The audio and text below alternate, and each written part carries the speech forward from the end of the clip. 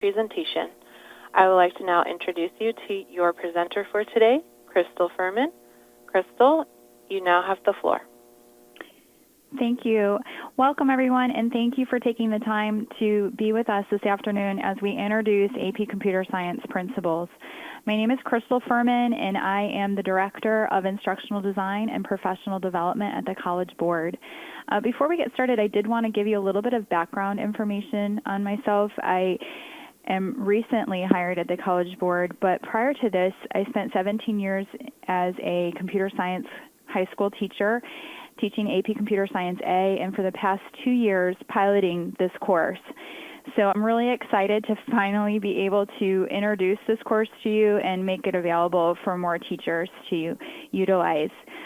Just a recap, if you have questions, if you can type them in and have them display to all panelists, that's really important because I have College Board staff here with me today who is going to help me sort through those questions and feed them back to me at the end. We'll answer the questions at the end of the presentation.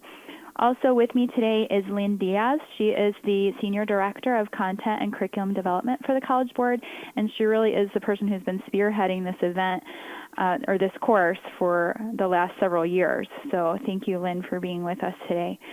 What we're going to talk about today is a little bit of information as to why computer science principles is a course of value, why it was developed. We'll look at the course and exam details. We'll give you some information on how you can become an APCS principles teacher and how you can bring APCS principles to your school. And again, like I said, you can start asking your questions into the Q&A, and they will be answered either throughout the presentation or at the end. To start off, we're going to watch a little video that kind of lets you see some of the teachers that have been piloting this course and their students. I see computer science everywhere. Smart medicine that can monitor your body. National security issues. Sonar technology to view the inside of your body. It's saving lives. It's helping people. Computers have transformed everything we do. Computer science principles is a broad introduction to computer science. It's not about syntax. It's about creativity. They can read and understand how the internet functions. By the time the course is over, they'll have several apps that wouldn't exist if it wasn't for their learning. I ask my students to look at the world and to think about things that are in their world in terms of data. They can actually understand how instructions are given to the computer. We went from talking about how the internet travels and how computers started to where the first computer bug came from, an actual bug. I have people from the basketball team, football team, people in interior design, theater, tech people. Somebody takes my class, they're in the band, they want to learn about music, I'll teach it to them on a program that has to do with music. I felt like I was in the studio just making a hit for everyone. This is what I've been waiting for forever. Just showing your flavor, just showing everything through code is just amazing. Being able to press, enter or run and see my world pop up. It's just like painting or drawing. That cursor is your paintbrush. A lot of girls are intimidated because they see computers as like a guy thing. If more girls were encouraged, then that wouldn't be an issue anymore. You don't even think you're creative. And then you have a course that makes you see yourself as creative. It kind of feels like a new light has turned on. Computer science, I feel like, has really helped me with my confidence. The biggest change I see in students is their confidence. This class teaches kids how to think. Computer science can empower. Computer science is a source of making that could lead to that power. My friend and I, we just look at each other, we're like, oh my God, we finally got the code. We have breakthroughs, we make discoveries. Wow, a bunch of ones and zeros did that. Coming into that class and seeing I can design my own thing is such a powerful thing. Awesome.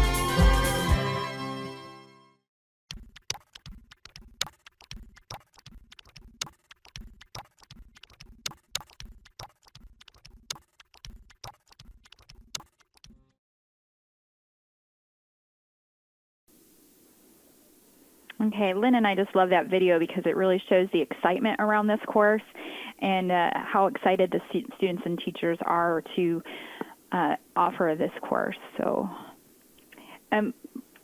just take a few minutes to talk about why we've developed AP Computer Science Principles. So The Bureau of Labor Statistics projects that there will be 9 million STEM jobs available by 2020.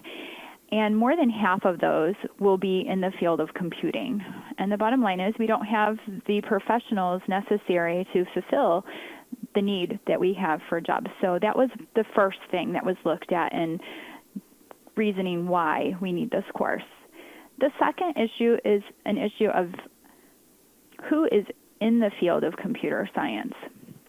And what we're finding is, you can see from these circle graphs that from 1985 until now, there's been a major drop in the number of women who are majoring in computer science.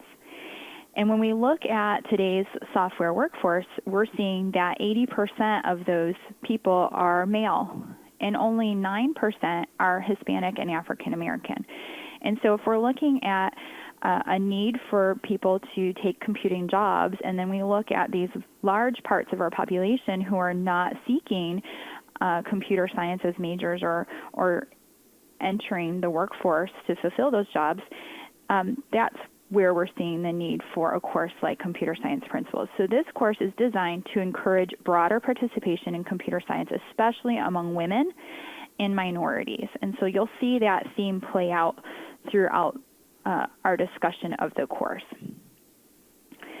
So with those goals in mind, what we have done is we've created a course that is hopefully more engaging and accessible for students, that will reach underrepresented students in computer science and better prepare them for the jobs of today and tomorrow. This course allows teachers to be extremely flexible in order to reach these goals. And we'll talk about that a little bit more as we go through. It has been in development since 2008 with the National Science Foundation. We've had over 50 leading high school and higher education educators pilot this course in their institutions and provide us with a lot of really great feedback that has allowed us to really shape this course into the engaging course that it is. Over 90 colleges and universities have stated their support for AP Computer Science Principles, and that number is growing. Your school will be able to offer AP CSP in the fall of 2016, with the first exam administration scheduled for May of 2017. What I really loved about CS Principles for my students was it allowed me to introduce my students to the breadth of computer science, to a lot of the central ideas, and for them to explore the impact of computing not only on their own life, but on our society and on our economy. Students will learn in this course, they will learn creative problem solving in real-world applications. They will learn how to apply computational processes to analyze large data sets. They will learn programming and the impact of computing innovations, and how the internet works and its importance with cybersecurity. These are really fundamental skills for our students.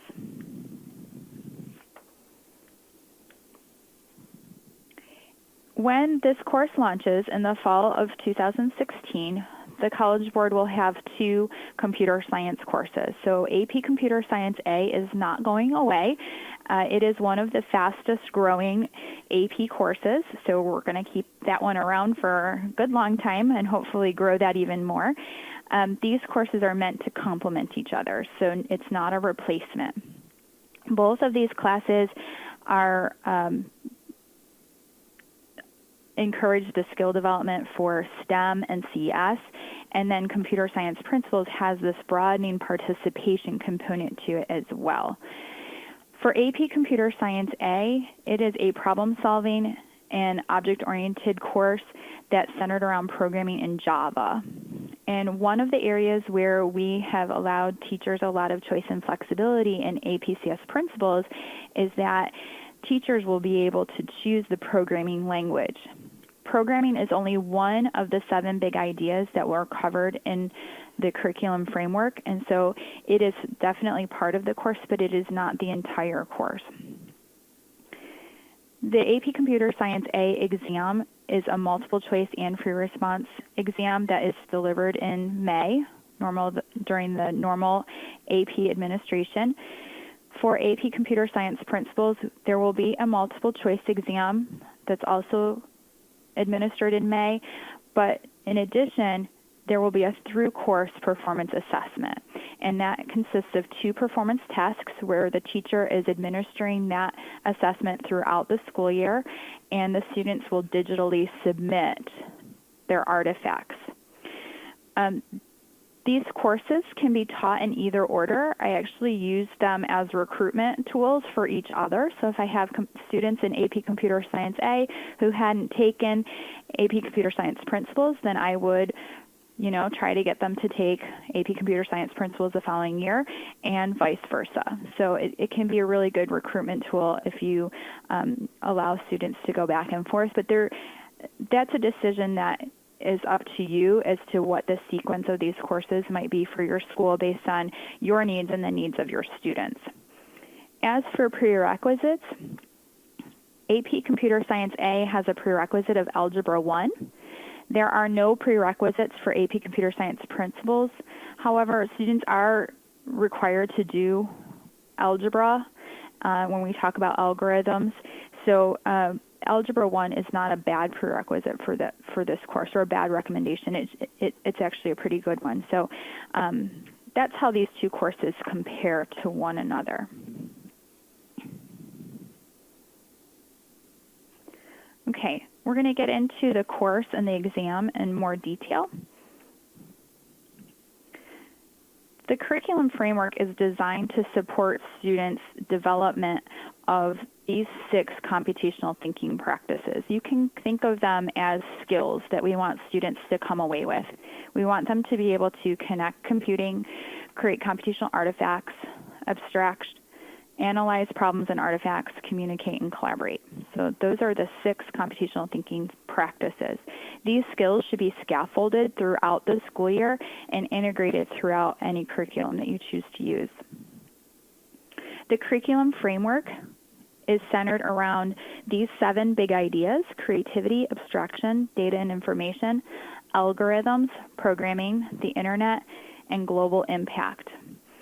The computational thinking practices and these 7 big ideas should be woven together to create the curriculum. They shouldn't be taught separate, and they should be integrated throughout the year. I want to make sure that everybody understands that this is a framework, not an actual curriculum. There are some curricula available that you could utilize and adopt for your course, or you could create your own curricula based on this curriculum framework. The 7 big ideas that are listed here are not units. They shouldn't be considered units. Many of them overlap and can be taught together. So for example, when I taught abstraction, I would use programming as a tool to teach parts of the abstraction section. And I would expect my students to be creative in their development of programs. When we're talking about the internet, that's a good place to do some talk about global impacts, cybersecurity concerns, and those types of things. So a lot of integration between the big ideas and the computational thinking skills. I want to take a moment to go into one of the big ideas in depth, and we've chosen the big idea of abstraction. In the curriculum framework, which you're welcome to look at, you'll see that we have enduring understandings under each big idea. The abstraction big idea has 3 enduring understandings. Each enduring understanding has learning objectives, and each learning objective has essential knowledge statements that help you to determine the scope of your course. Abstraction, by definition, is really just a generalization. It's a way for us to generalize. So I've broken abstraction up into 3 different parts here: data abstraction, procedural, and abstractions and models. I would teach abstraction throughout the entire year. When I teach data abstraction, what we really need students to understand is the fact that everything that's stored on a computer is stored in ones and zeros. So it's kind of shocking to some students to think of that concept that the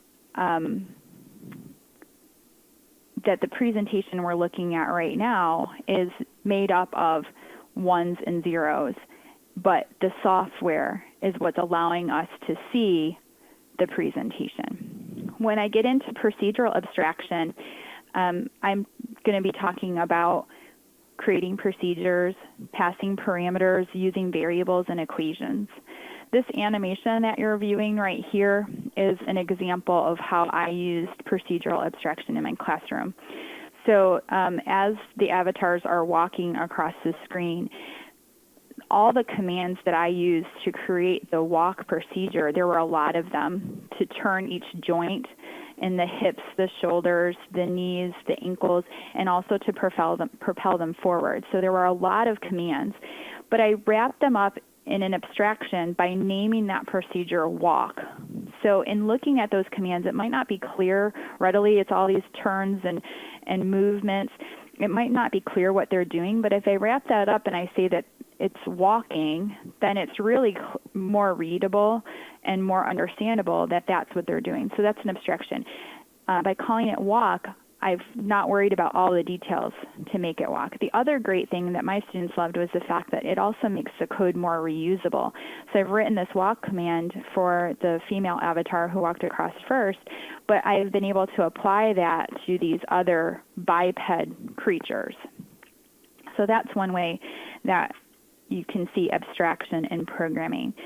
Moving over to models and simulation, we can see abstraction in models and simulation when we are, say, predicting traffic patterns. We might have some formulas in there, and as we modify and change that formula, we will see how that has an impact on traffic flow, for example.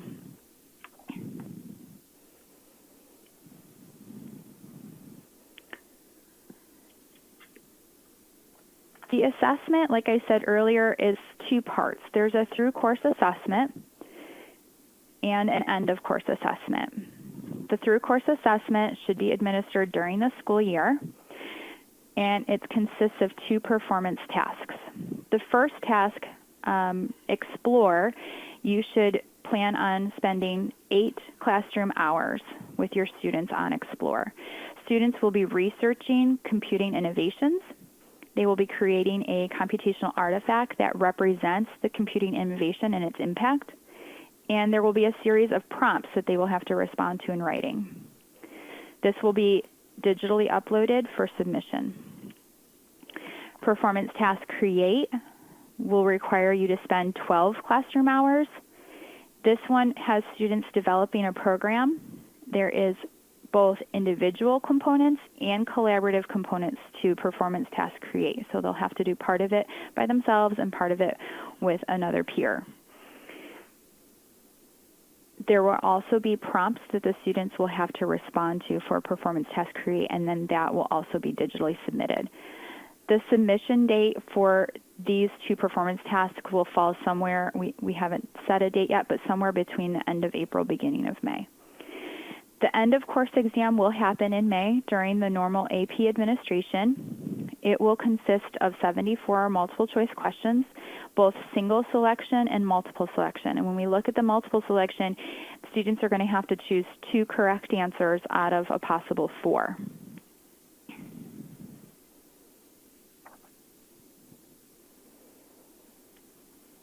Students will get a score of 1 through 5 that really reflect their understandings of the enduring understandings that are outlined in the curriculum framework and their ability to apply the computational thinking practices. Okay, so some information as to how you can become a AP Computer Science Principles teacher. We are really seeking highly motivated teachers who are interested in CS. We get a lot of questions about certification, and that is something that is dictated by your individual states. So in terms of the College Board, we have pilot teachers who are business teachers, statistics teachers, math teachers, engineering, economics, science. Really, we are looking for teachers who are highly motivated and really interested in teaching CS. We feel like teachers of different backgrounds can bring in their own experiences into this course and really make it a very unique and engaging experience for their students. Definitely, you have to become familiar with foundational concepts of CS and programming, but it's not necessary for you to be a strictly CS teacher to teach this course.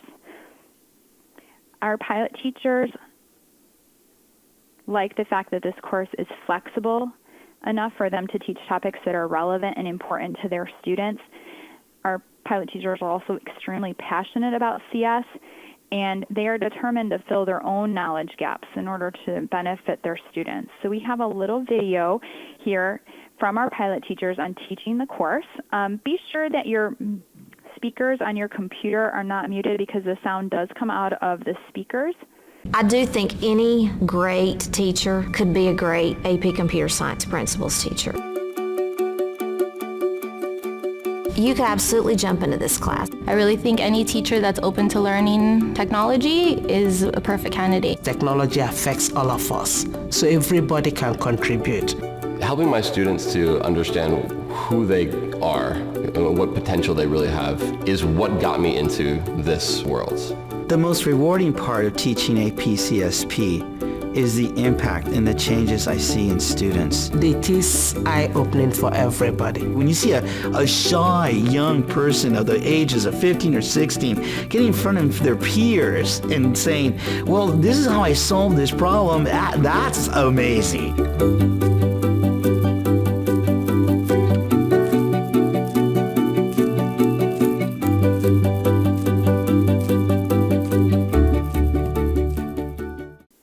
So in March 2016, you will have access to a course and exam description, which will include the curriculum framework and the through course assessment implementation guide. You will also be able to submit your syllabus to the course audit, which is a requirement to teach any AP course. And through that, you will have access to the curricular and resource requirements, syllabus guideline, sample syllabi, example textbook list, and a full practice exam once you've been authorized to teach the course.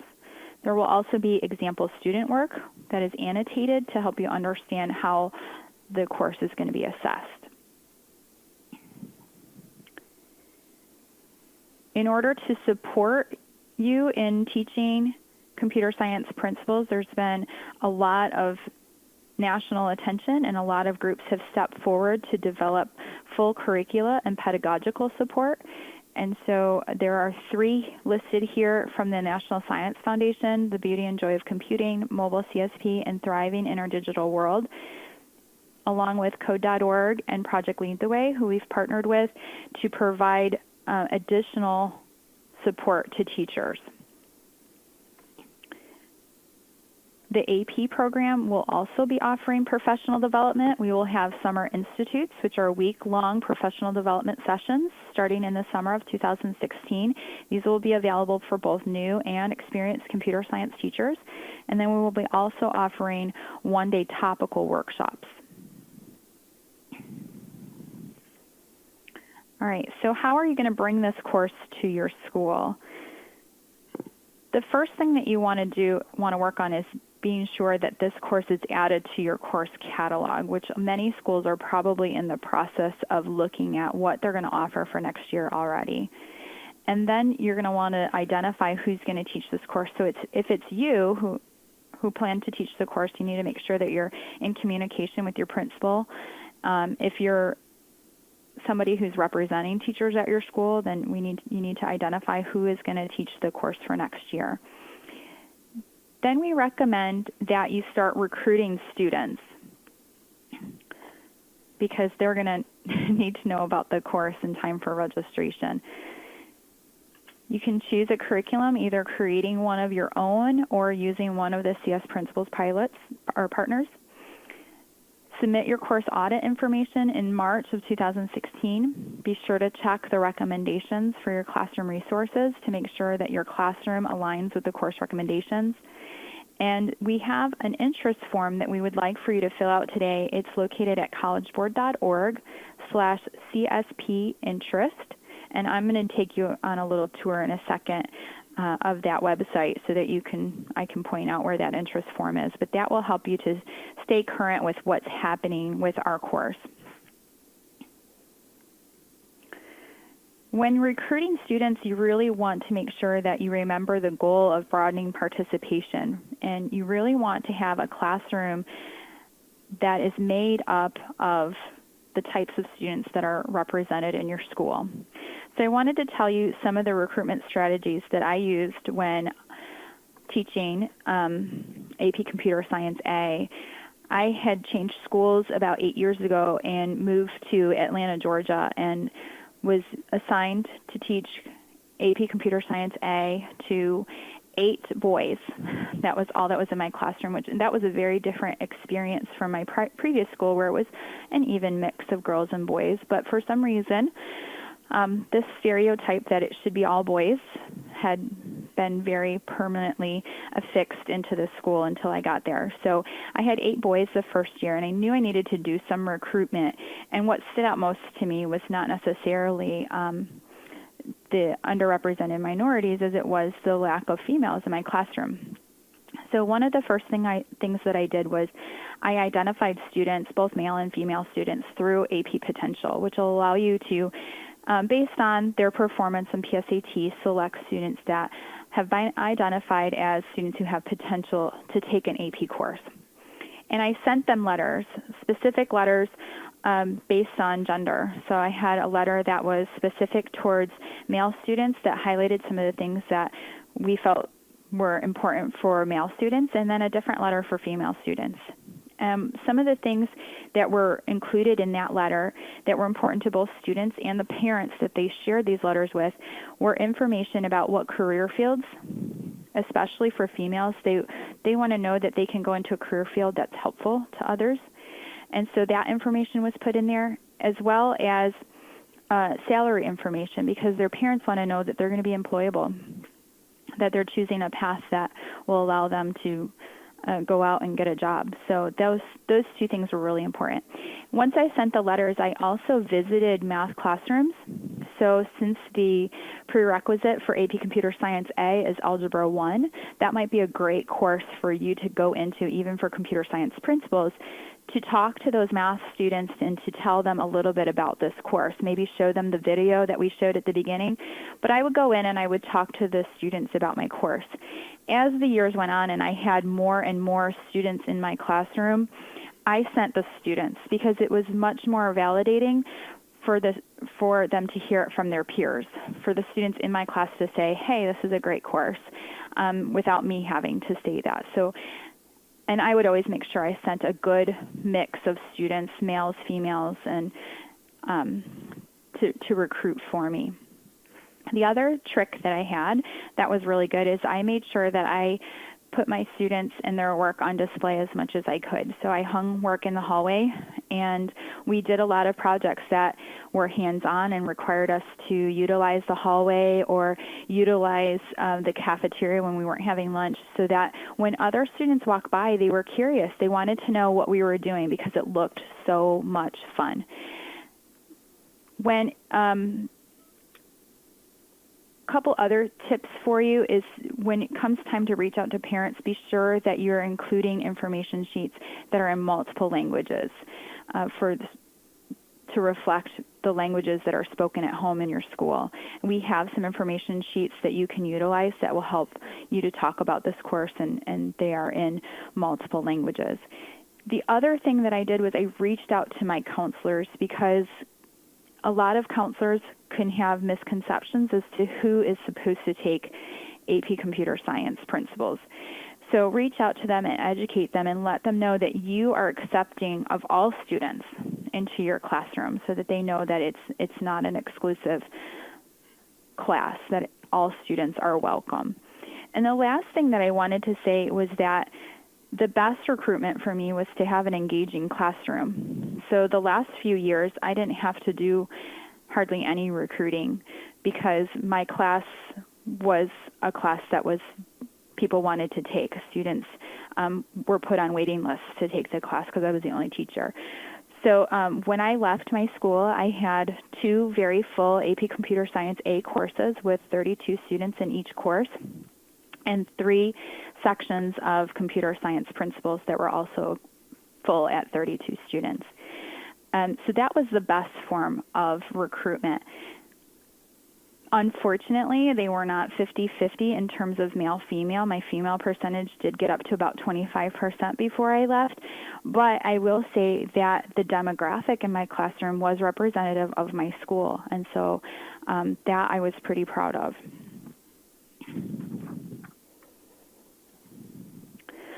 Okay, at this time, we're going to take a look at the website, the collegeboard.org/APCSP website, and we're going to look at some of these links here. Some things that you want to keep in mind that are coming soon is the teacher administrator brochure, parent-student flyer, and a Bringing APCSP to Your School flyer. So those are some resources that will be coming soon to this website. So let's just take a look at that website. Okay, so I mentioned an interest form, and you can sign up by clicking on this blue button, and this will take you to the interest form, and you'll get resources and updates about AP Computer Science principles. On the main page, you'll also see that video, which would be really great to include in recruitment. Under course details, you'll see links to our curriculum framework. There's also links on the right-hand side to the curriculum framework and also a student site.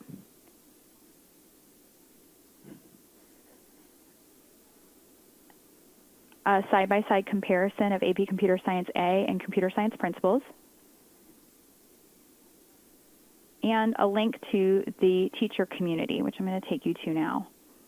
The teacher community is another way that we're supporting teachers.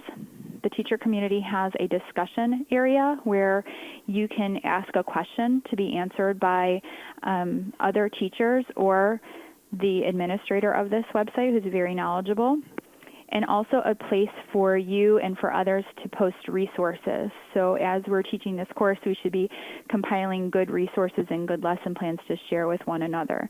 This community really takes everyone participating to make it really great. Under Bringing CSP to Your School, there's information about the partners that we shared if you're looking for a curricula to follow or you're looking for additional professional development. There's links to each group on this page. Under Higher Ed Support, I noticed some of the questions dealt with what universities have attested. There is a list of institutions that have attested to support CS principles and the exam by working to develop credit and placement policies. So those are listed here. There's a frequently asked questions link, which is a little self-explanatory. And then under the resources section, we have the webinars. I want to point this webinar out right here. It's for administrators and counselors. We want to help you to educate your administrators and your counselors as to the importance of computer science principles. And so our next webinar is November 10th at noon. So if you could share that with your administrators and counselors to help bring them on board with you offering the course, that would be awesome. Okay, so let's get to your questions.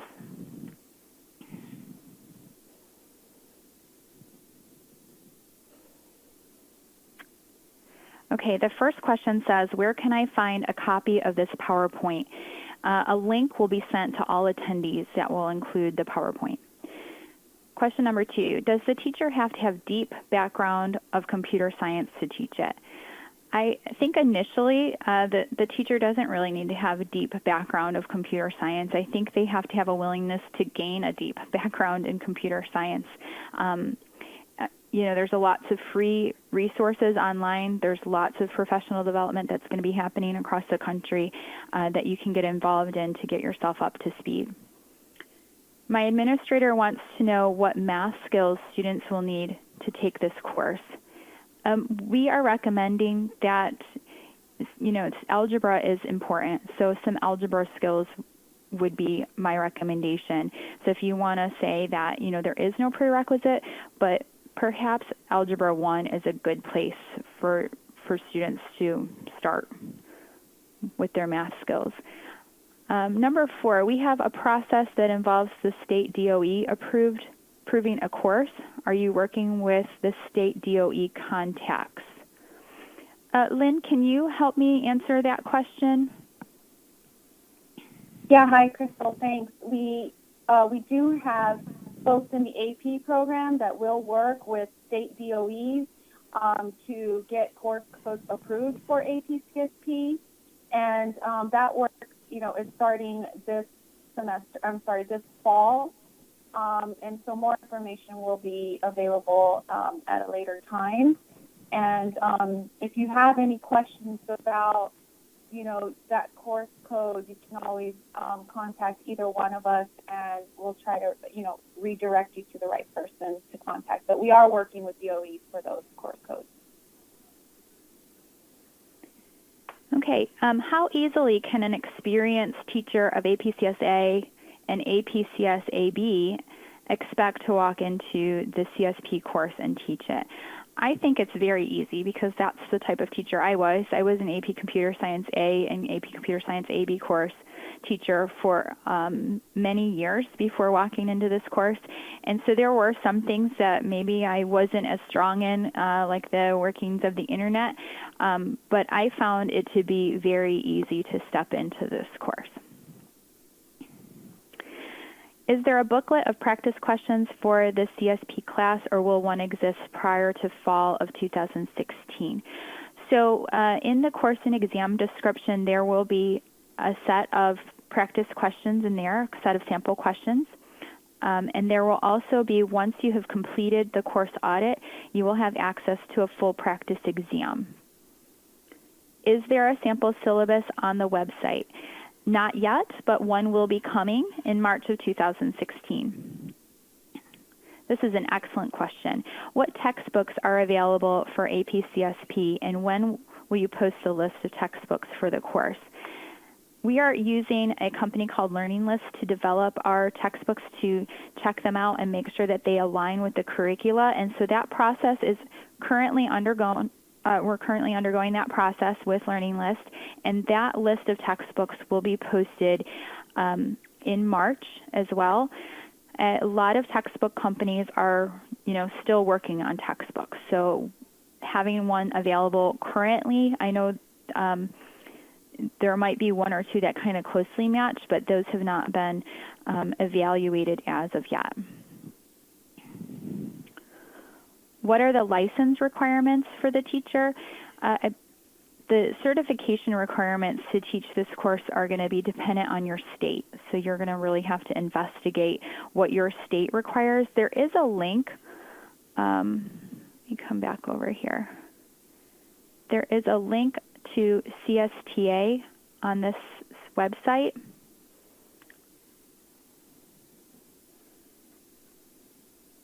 That will help you, maybe guide you to state-specific teacher certification requirements. Another helpful one would be whether or not it fulfills a graduation requirement. That would be nice too. But here's a link to a CSTA information on the requirements by state.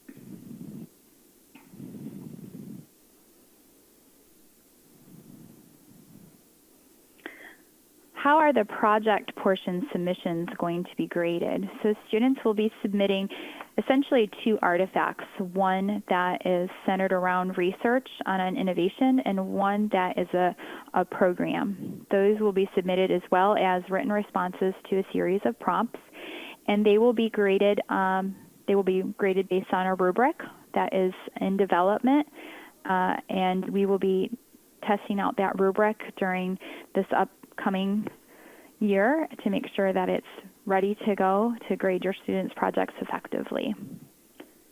Are there sample work from the pilot program for the performance tasks? There will be.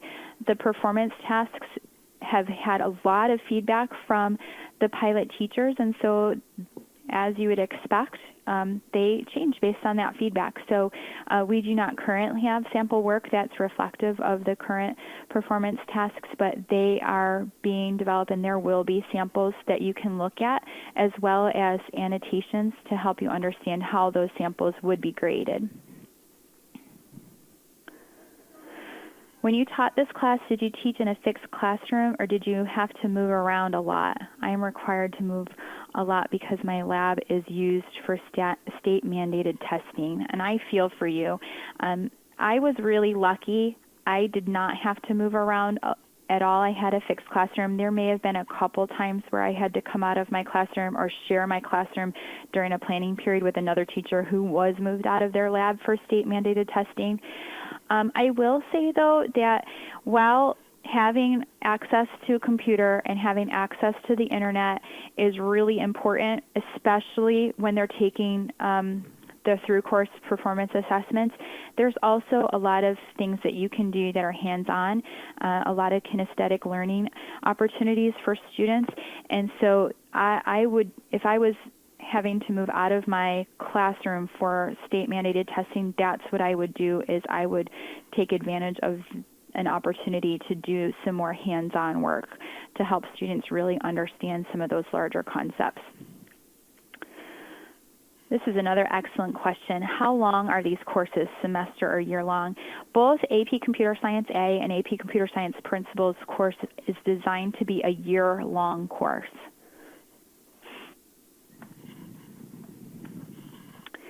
Is the through course task due at a certain time, a certain date, like how AP Studio portfolios are done, or is there a window in which the students have to turn it in?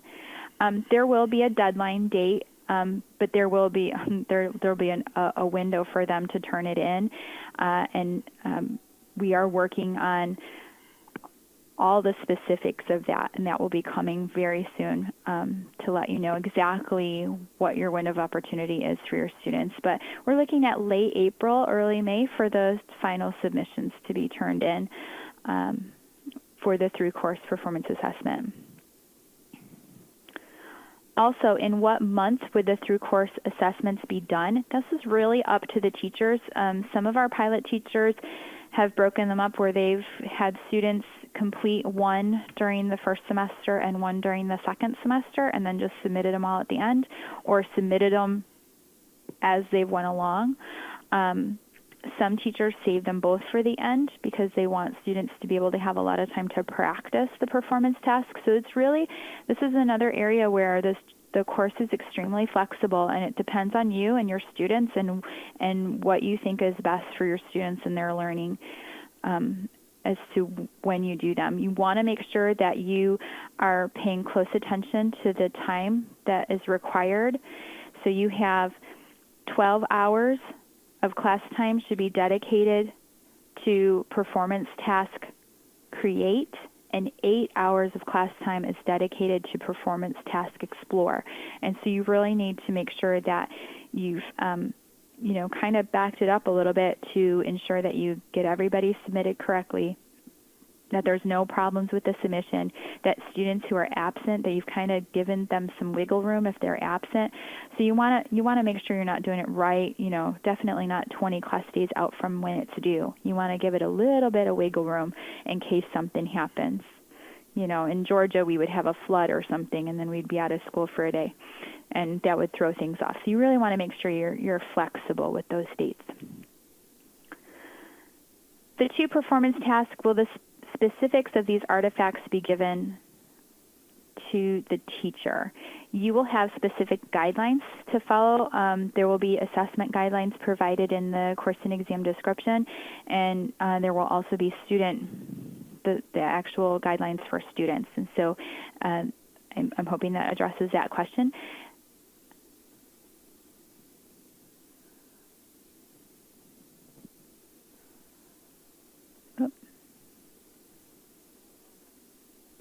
Who grades the through course assessment? There will be readers that grade it just like AP Computer Science A for free response. Readers grade that, and there will be readers who grade in the summer for the through course performance assessment.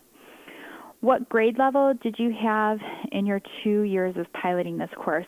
That's kind of a tricky question. I allowed any student to take my course because I piloted it in an existing state course, and in the existing state course, 9th through 12th grade could take that course. And so I was kind of saddled with that. In hindsight, I don't know that necessarily all my students were AP ready students. They weren't necessarily ready for the rigor level of an AP course, and so had I stayed at my school, I would have, in the state of Georgia, we have our own CS Principles course, and then there's AP CS Principles, and so I would have basically had two different classes. I would have had the one that's for everybody, 9 through 12, the state version, and then I would have one that was more for students who were AP ready, and that could be ninth graders who are AP ready. But I had students who were not AP ready, and so that made things a little bit difficult in the piloting. But I will say they all came out really enjoying the course. I'm not sure that I taught it at the right rigor level that I would have taught had I been offering it as an official AP course.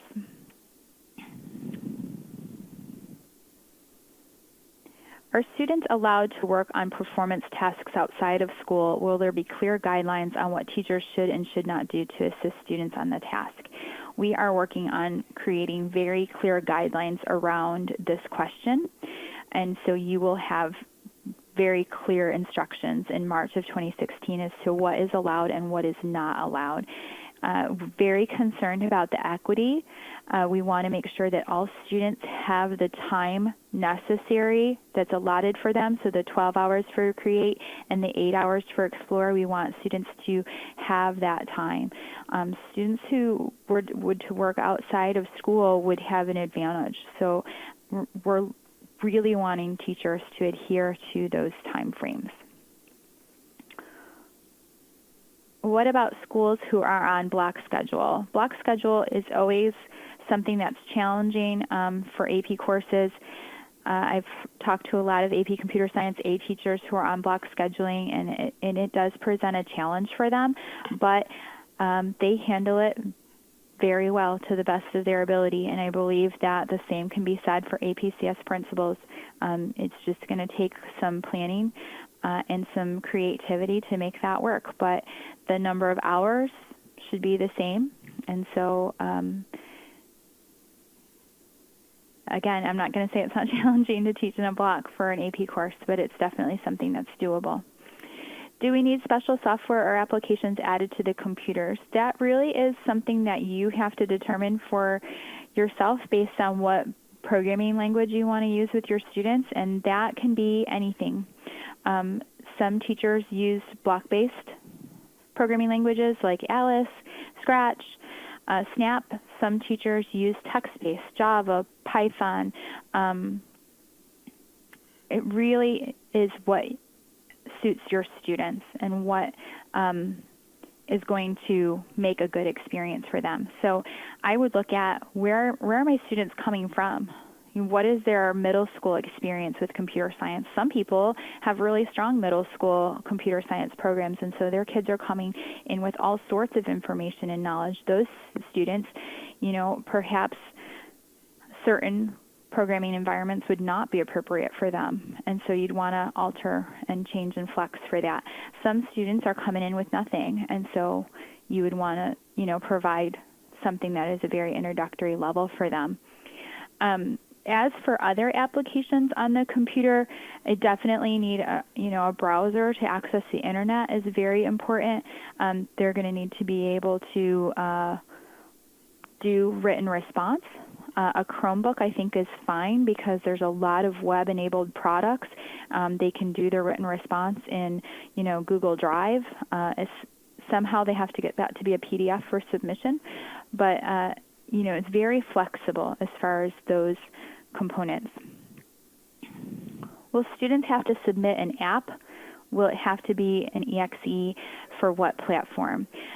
Students are going to submit their code. They're not going to submit their actual executable program. They're going to submit programming code. For block-based products that don't allow students to necessarily print their code, screenshots of their code will be accepted. They'll just take screenshots and turn that into a PDF. Students who are doing textual, they'll just, convert those textual programs into PDF, and that's how they will be submitted. Do all students have to learn the same language, or can a class be independent learning a language they want to learn? I would say you can, that's your choice. Having all students be independently learning a language they want to learn can present a lot of challenges for teachers, but it's something that I thought of and explored when I was a pilot teacher. I let my students choose whatever language they wanted to complete the performance task, and so I had students that completed it in languages that I had no idea and didn't know, and I just made sure that they understood what components needed to be added to the performance task and what capabilities their programming language would need to have, and that they understood that, well, I'm not allowed to help you anyway on the performance task, so hopefully you understand the programming language really well to complete this. And they did, and they did a fine job. I teach APCS-A. Do I need an approved syllabus for APCS principals? Absolutely you do. They're different courses, so you have to develop a syllabus that's appropriate for APCS principals. In APCS-A, we have a Java subset. Well, we have the same for the principals course. There is not a subset because there is not a specified language. It's language agnostic. There will be, in order to address programming questions on the multiple choice part of the exam, there will be an exam reference that is both block-based and text-based. It does not represent a language and should not be used as what the students should program in. They have to learn how to program in something that's real. But it is used to kind of level the playing field for students to ask questions. I always get the question about how is that fair for students? Are students disadvantaged? And I will say that it's very easy for students to understand as long as they have seen the concepts of loops, of conditionals, of writing procedures, those types of things. They'll be fine. If they look at the reference, they'll be able to answer the questions. And some of my students were able to answer the questions without looking at the reference. I would be sure that the students are exposed to the exam reference prior to taking the exam. I think that would be unfair if they'd never saw it before and then it showed up on an exam. Certainly you want to utilize it throughout the year in that purpose, maybe in terms of assessment, make sure that you have some exposure to it, but it is definitely does not represent a programming language.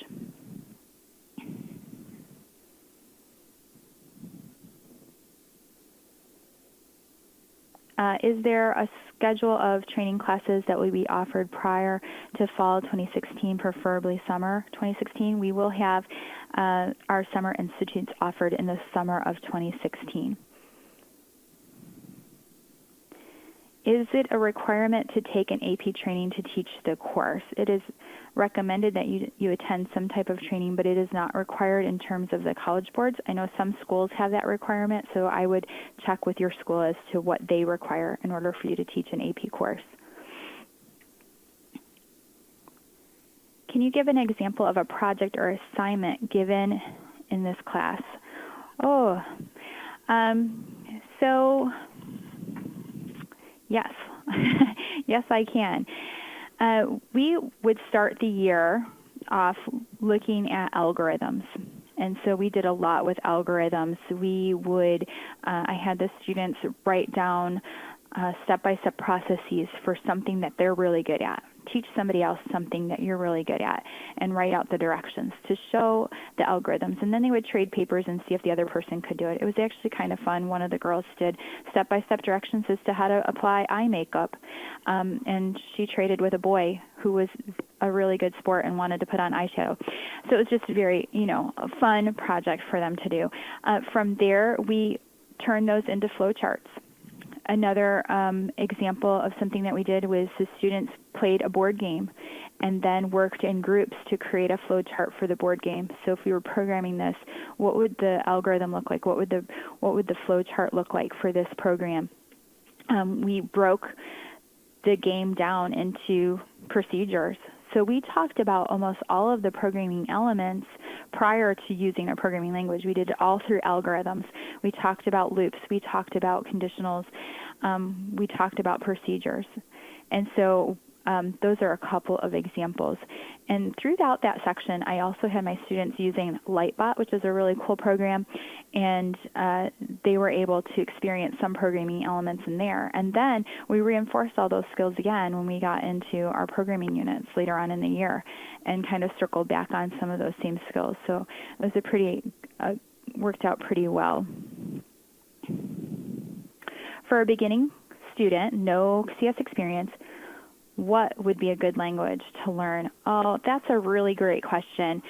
I always assumed my kids had no experience. Now, some of my students had experience because I did have a middle school teacher who was fabulous and did a lot of programming with them. And we also, in our school, had an intro class that came before this course that students, they didn't have to take it, but some students had taken it. And so in that intro course, they used Scratch, which is a great intro language to use. So Scratch or Snap are excellent. I didn't use those because my students were already getting that. They were either getting it in middle school or they were getting it in the intro course. I started my kids, I did a little bit of Lightbot, and then I did Alice. That's what I demonstrated earlier. And then I did Python. One of the things you have to be careful of, and you have to get to know your students to know whether this is true for them or not, is you have to be careful of shooting too low and having them get bored. So my kids would get bored with Alice if I did it all year. So I did it to provide them with some visual connection between objects and procedures. And then second semester I switched over to Python. So that's how I approached my course and the languages that I chose to use in my course. All right, so I'm sure there are other questions, but we are currently out of time. You can forward any questions that you have that were not addressed during this webinar to apcsp@collegeboard.org, and we will be more than happy to answer those. We appreciate your attendance very much, and we thank you, and have a good night.